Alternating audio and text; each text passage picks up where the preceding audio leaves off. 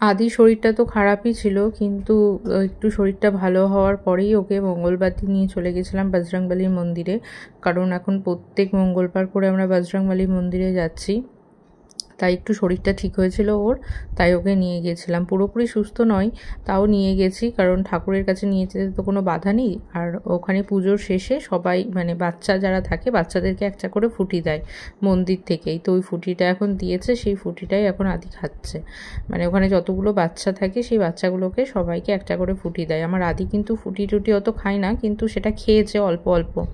তারপর আমাদের পুজো দেওয়া কমপ্লিট হয়ে গেল, তারপরে আমরা গাড়িতে উঠলাম। এবার আমরা যাব হচ্ছে একটা অন্য জায়গাতে যাব, একটুখানি আদিকে নিয়ে ঘুরবো, ঘুরে টুরে তারপর বাড়ি যাব। আর এখানে দেখো ও মানে গাড়ি পেলে আর কিছু চায় না, নিজে গাড়ি স্টার্ট করবে, নিজে চালাবে, মানে ওর পাপাকে চালাতেই দেবে না, এরকম একটা ব্যাপার। মানে ওই আমাদেরকে সব জায়গাতে নিয়ে যাবে, এত রাস্তাতে দুষ্টুমি করে যে কি বলবো। আর এই যে আদিকে আর আদির পাপা দুজনে মিলে পুরোহিত মশাইয়ের কাছে হাতে এই ধাগাটা বেঁধেছে, মঙ্গলবার করে যায়। আর প্রত্যেক মঙ্গলবারে আদি আর আদির পাপা দুজনে মিলে বজরংবলীর এই ধাগাটা, যেটা লাল আর হলুদ ধাগাটা, এটা বাঁধে। ওখান থেকে আসার পর আমাদের আর একটা জায়গাতে বজরংবলী মন্দির আছে আমাদের বাড়ি আসার পথে যেটা পড়ে, সেইখানে যেহেতু প্রসাদ দিচ্ছিল, তো ওখানে দাঁড়ালাম, দাঁড়িয়ে প্রসাদ নেব বলে।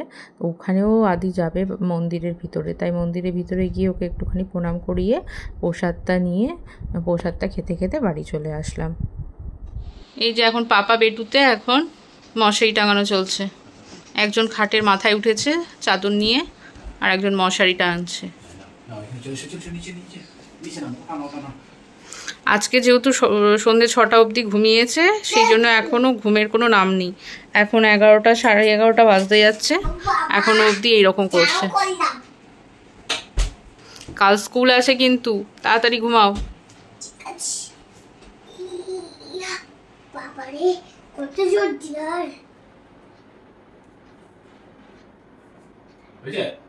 হয়েছে? আচ্ছা, গুড নাইট বলে দাও। গুড নাইট, টাটা, টাটা, আবার দেখা হবে, সি ইউ। এদিকে এসো একবার, এদিকে এসে বলো, এদিকে এসো, আস্তে করে নামো, দেখো পড়ে যেও না। এদিকে এদিকে এসো,